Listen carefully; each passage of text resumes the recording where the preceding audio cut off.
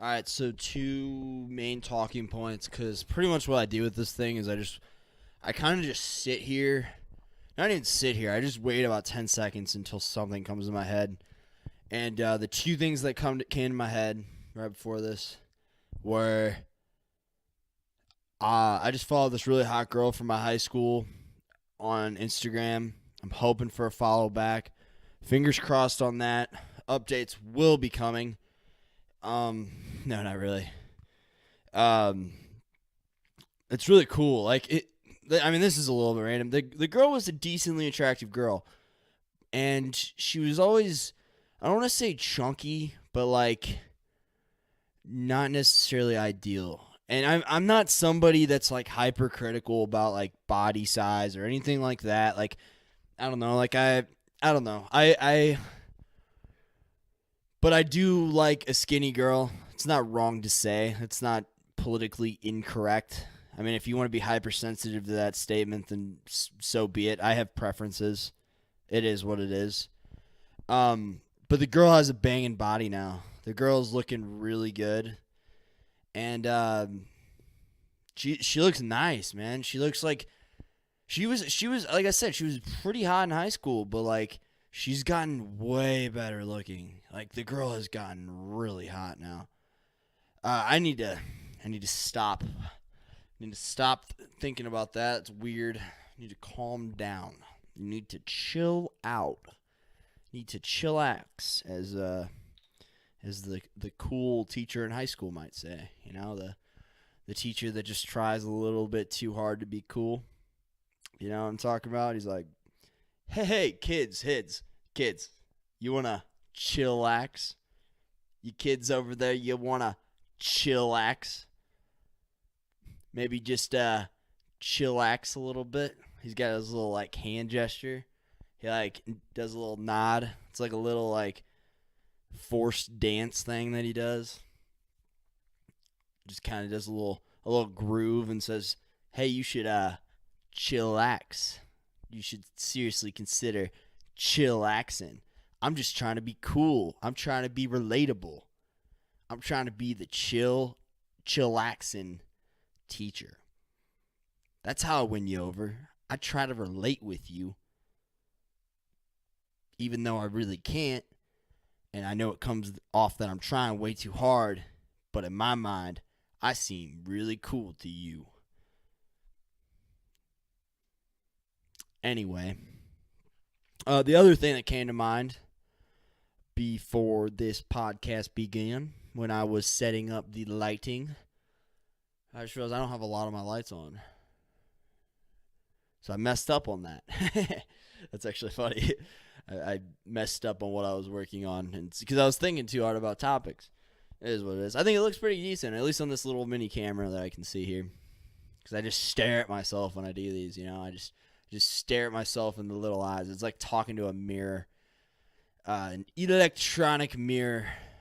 Man, we stare at screens all day. What can I say? Staring at a screen right there. We're 3 minutes in, baby. Oh, yeah. Do you have that friend? This is definitely a relatable thing. Do you have that friend growing up that stripped you of your innocence? Like, did you have that one specific person who just, like, really impactfully came into your life and was like, hey, let me give you that, let me take that innocence and snatch it right the fuck from you? Because I definitely did. I had a friend that, like, exposed me to so much. Like, I had two, but there was one, like, at the very forefront. And he just snatched my fucking innocence right out of my hands. Like, he taught me so much. I was such an innocent kid before that, because I was the oldest in my family, right? And he was the youngest of 4 boys. He knew so much more than I did. We were the same age. He was actually a few months younger than me. And we grew up across the street from each other. The dude robbed me of my innocence. He robbed me of my innocence. It's crazy how much, like, sometimes I feel bad for the youngest child at times. You know, like, some of the youngest children just have to be forced to grow up so damn quick. Like, they have a much different experience than I did. And there's no right or wrong way to go about it. I'm just saying, like, and you could always argue that the internet now is like the big brother of this generation. Like they're going to big brother, the way I'm using that, like the semantics behind that word would be like somebody who's just going to expose these kids to more than they probably should see based on past generational norms. You know what I'm saying? Like, I don't know. There's as far as like past generations, I was talking with my grandma tonight. I was telling her that I started this other podcast, and she was like, "Hey, you shouldn't be cussing in that." And I was like, "Fuck you, grandma." No, I didn't say that. I did not say that. I don't speak to my grandma like that. We have a great relationship. No, but I said I'll take what you have into consideration, but I think that's an antiquated way of thinking, and I think that's fucking dumb. I think it's stupid. I think hiding kids from words is fucking dumb. Maybe for like a certain period of time, but like when they get in high school, they're gonna see some shit. And I'm not saying you need to blatantly and excessively cuss all the time, but like I think it adds some flavor. I think it adds some flavor and some taste to this experience. If you watch me talk, I got to be entertaining right now. Like that's what I'm going for, at least. Like that's what I'm fucking attempting to do. I'm trying to attempt to like entertain. Like I'm trying to be worth your time to listen to. I got to throw some fucking cuss words in there and just fucking cuss all the fucking time. Fuck. I need to fucking cuss at every fucking once in a fucking while, you know? I need to say what I need to say, and sometimes cuss words use emphasis. I also think there's a fine line of how much you should cuss. You shouldn't cuss too much. If you cuss too much, like I sarcastically was just then, it takes away the semantics. It takes away the weight of what you're saying. If you're trying to like really weigh down a point, if you just excessively cuss, then it's too much. It's too much. You killed the credibility of your cuss words. You overused yourself. You overkilled it. So with that being said, it's like the quiet kid. It's like the quiet kid who, when he does talk, he has the right thing to say. You know the type? Wait for it. Somebody's coming to mind, I'm sure. If not, then fuck you. I'm just kidding. But seriously, what the archetype I'm trying to describe is the quiet kid in high school that doesn't talk much, but when he does talk, he gains attention, respect, and what he says was worth hearing. It's like the same thing with cuss words. You don't want to overuse them because then they lose their meaning. In that context, I would completely agree. It's overusing cuss words is fucking dumb. But if you use them a right amount, which is a wide range in my opinion, very rarely do I say that people overuse them. Very rarely do I think people underuse them. You can be articulate and really get your point across with some expressive words. Like it's not like you need cuss words, but I personally think they are very I don't want to say essential, but I think a very appropriate use of the English language. Like I think it's a really good way to communicate, honestly. Maybe not in the professional world, but as far as the world of podcasting goes and like an entertaining format, like what I'm trying to attempt right now, I really do think it's the optimal choice to cuss every once in a while. Yes. So I just want to say I've thought through when I cuss.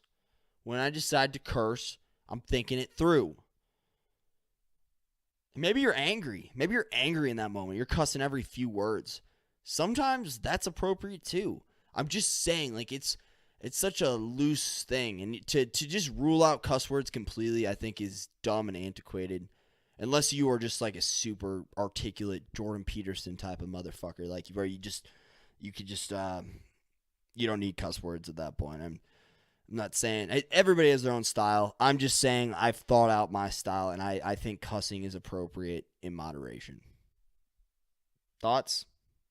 Considerations? Comments? Opinions? Beliefs? Somebody play devil's advocate. I'm fine. I'm open to the idea of that. Whoa! Off that topic. I I like almond milk, which is what I'm drinking right now. Sponsor me, Almond Milk Company. Great value almond milk. Come on. Come on now. Come on. I mean, this is like the Joe Rogan Great Value right here. This is like the Great Value podcast. Might as well sponsor your boy with some Great Value almond milk. Gulp, gulp, gulp. Delicious. But seriously, I never thought I would have an opinion on milk. And if I did, I thought I would have like an opinion on like cow milk. Like years down the road, I thought I'd be like, yeah, I like milk, like normal milk. And like I hate soy milk.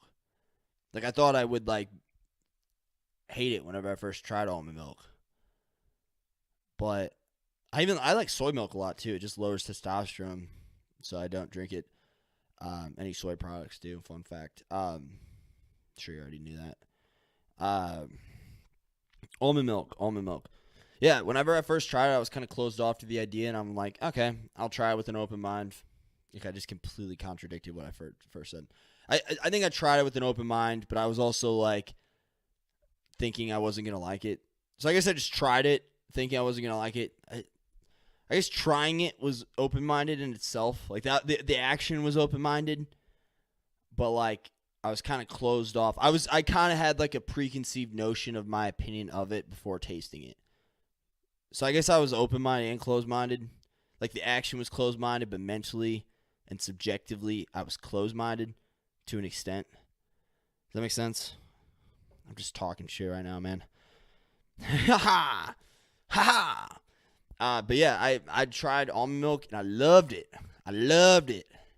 I think it tastes great. I honestly do. I think I drink the unsweetened stuff and it tastes great. It's delightful. It's a delightful, delicious part of my day when I drink it. I don't drink it every day.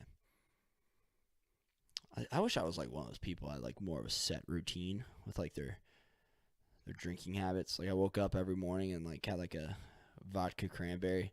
Just kidding. But like no, like I kind of admire like the simplicity of some people and like the routine of some people to an extent. I think it's kind of cool. It's like, and every morning for 40 years straight, I woke up and I had my bowl of oatmeal and my wife drizzled the honey on it as I gave her a kiss goodbye as I left for work. I don't know why he's not eating his oatmeal before kissing his wife and going to work. Maybe it's because it gets stuck in his mustache. That's probably the kind of person we're working with here. He sounds like he rocks the same mustache for about 40 years, maybe 20 of those 40 years as well. And he just gets some oatmeal stuck in his mustache. And about 19 years ago, so about a year into the mustache phase, I guess it's not a phase. It's a 20-year phase. Is it still considered a phase? Or is that just who he is at that point once he has a 20-year mustache? I don't know. About a year into this mustache phase, he tries to kiss his wife. And she says, honey, honey, honey. And he's like, no, you poured the honey on my oatmeal this morning, if you do remember. The first kiss. But I'm going to give you the second kiss because I just ate my bowl of oatmeal that you made for me. It was delightful, and thank you so much for that. And then he leans in to kiss her, and she leans back, and she goes, honey, honey, honey. He's like, God damn it, Therese. God damn it. I said you gave me honey. I already got the honey. The dude has an anger problem, clearly. And as he's going in to kiss her, she's leaning back, and she says, honey, I mean, babe, you have some oats in your stash. And then he's like, no, I don't. Because for whatever reason, like, he's unwilling to accept that for whatever reason. And then he gets him angry for some reason too. He's like frustrated. He's like licking his beard, making it all moist and whatnot. Licking his stash, my bad. He's just like soul searching. He's soul searching his upper lip with his tongue. And then he finally finds what he's looking for. But he finds out it's a booger. It wasn't oats. It was not. It was a wet booger. It wasn't some wet oats. She just assumed it was oats because she just made him a delightful bowl of oatmeal. To her surprise and his surprise, it's a booger, and he spits it out. And he spits it on her shoe. The shoes that he got her for Christmas. Ridiculous behavior by, let's call him Bill. Ridiculous. He didn't mean to, though. He wiped it off, kissed his wife goodbye. She got a little snot on her. She embraced it because she just excused the fact that she loved her husband, Bill, so much. Therese is a great lady. Can we just have a round of applause for Therese real quick? Woo! Yeah, I'm done with that story. I don't know where I was going with that. That's what I like. I feel like this kind of works. Like, I guess that's considered your imagination, right? Like, I'm just bullshitting away, just bullshitting, going deeper with this story. I wasn't even planning or intending on making like some bullshit story up, and then it just kind of goes in that direction, and I just kind of try to like roll with it. I guess I don't know. I'm kind of like teaching myself as I go with this shit. It's fun though. It is fun. Wow, that tastes delightful. That really is just a satiating, delightful, just pick-me-upper part of my day. Every gulp that goes down, I smile a little more inside. Smile just a little more inside. You know, some people that just radiate as if they're smiling from the inside. Those are the people I like to surround myself with. Random fact of the day, I like to surround myself with positive people. What? I feel like that's like so overused in my generation. People are always like, surround yourself with positivity. But it's kind of one of those things, like I feel like people don't fully understand what they're preaching when it comes to that. I could be wrong. I just feel like, I don't know. I just feel like some people are full of shit. I feel like just some people are full of it. Like it's just such a cliche thing to say. I don't know. I just feel like some advice on social media people don't actually think through when they're saying it. It's almost like they know that they've heard it be like repeated so much, so like through the repetition of that, they're like they've somewhat thought it through enough to where like they consider it correct, and then they give the advice, they throw the ideas out there to the public on their Instagram bio, but they don't fully understand what it is. Like they have no reasoning to support their claims once they've thrown their ideas out there. Like I would love to like ask somebody and just like play devil's advocate like a total dickhead and just walk up to some girl who has like positive vibes only. If you don't have positive vibes, goodbye. Like I would love to approach them in public, hopefully at a place that they're caught off, maybe the gym, and be like, hey, what do you do to avoid negative vibes in the gym? Or like just ask them some question that's just going to catch them off guard. Or like, why do you support positive vibes so much? What do you do to attract positivity into your life? I would love to just catch them with a question, like to get them off guard. I'm not saying everybody. I'm saying the people that I would guess. All right, so the people that I would guess state these things about themselves, whether they want to be perceived in a positive light or be perceived in a particular way to the public, so they present themselves in a particular fashion. But I'm guessing that they're full of shit. And I'm not saying everybody. I'm not really that much of a skeptic. I'm just saying there are a few people out there. The people that I think are full of shit about presenting themselves that way, that I think they have absolutely no reasoning to validate or back their claims, I would absolutely love to approach them in public, on the spot, preferably when they're with their friend, a friend of theirs or a group of friends of theirs, and just ask them some very basic questions about their Instagram bio. And then whenever their friend tries to butt in, whenever I catch them like, I No. I asked her. I asked him. I asked this person. You don't need to butt in. This is a one-on-one conversation, and you're the spectators. But I'm a nice guy. Can't be doing shit like that when you're a nice guy. I'm not that much of an asshole. It would be fun to be that much of an asshole. It would be delightful. You don't think I'd love that? I would love to do shit like that. That's the beauty of like going to a place that you've never been before. Or like a place that you know you are never going to see the people there again. Like just the opportunity to act. I'm not saying being a dick. I'm not saying being like a total blatant dick. But I'm saying like just the opportunity to behave how you want to behave without thinking or taking into consideration the opinions of others that might hold you back. To where like, I'm saying, for example, say you want to like laugh really loud in a restaurant, but like you don't because you think somebody might be there. And I'm not saying like laugh obnoxiously and like ruin somebody else's day. Like still be considerate. But to if that's like something holding you back and you're like trying to express how much you want to laugh and you don't because you're fearful of like how somebody in public might think of you or whatever.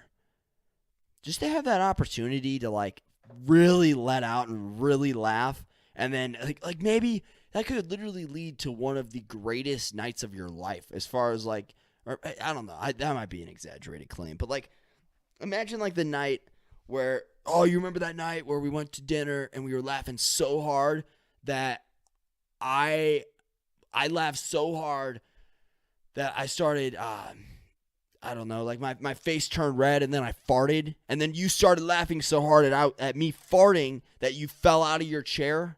And we did that all in public and everybody was watching us. But we weren't being assholes about it. We were literally just laughing as hard as we wanted to laugh. And that was the result. We weren't trying to be inconsiderate pricks. We were trying to be considerate. But we didn't care. Just have that opportunity not to care. Like to that extent to where you openly just laugh and you get to the point of laughter in public that you're almost crying. That's beautiful. That is beautiful, my friends. That just sounds like a really cool opportunity. I feel like I'm talking of like a utopian. Like I feel like even if I went to like Miami, where I don't know a damn person, I don't know. I still feel like the fact of just the aura of being in public, being in a public setting would still like kind of like hold me back, and I'd still feel a little restrained socially to like. I'm just saying like who like you and your like true nature is that who you are? Is that somebody like? Are you somebody that laughs that hard? That would fall straight back? Because I feel like the older we are, the more and more we care about shit like that. You know? I just feel like sometimes I wonder how much I'm actually restrained by X, by whatever variable might be restraining me of acting how I really want to act. And I usually try to like eliminate those things, but I bet a lot of it's like habitual, and a lot of it's, I guess you'd say, like subconscious, like It's just so routine in us that you're not even thinking about it. You're just doing. It's not even crossing your membrane. It's not even crossing the noggin. You know? Just some thoughts. I feel like I say membrane, noggin, and just some thoughts. I literally said all those in the past like 30 seconds. I feel like I've been saying that a lot on this podcast. Just some thoughts. I'm just going to start saying that like a pretentious girl. Like, just some thoughts. Okay, I got to move the almond milk. Just some thoughts. Just some thoughts. I'm like doing like what's that dance of my generation? I don't even know what it's called. But I'm Ariana Grande, and that's like just some thoughts. Just some thoughts. This is definitely a thing that girls do. Like, Just some thoughts. Throw some glitter on that. Throw some fucking glitter. It's a glitter bomb, bitch. You got to zigzag. It's all about the zigzags. You got to start at the top and work your way down. You can throw some fucking glitter. Throw some fucking glitter. Blind that bitch with your glitter. Just some thoughts. Woo! Glitter bomb. Glitter bomb, bitch. Whoop. Just some thoughts. Glitter bomb. Wow. Lightning bolt. Lightning bolt. All right. On that note, I'm done. I'm done with this podcast. Just remember, love yourselves, because I don't. Doggers. I don't love you. I love myself. I don't love you. I have no sense of love or admiration or appreciation at all for you. Love yourselves, because I don't. With that being said, I just want to thank you. I just want to thank. I love you. Bye. I just contradicted myself, I guess, but bye.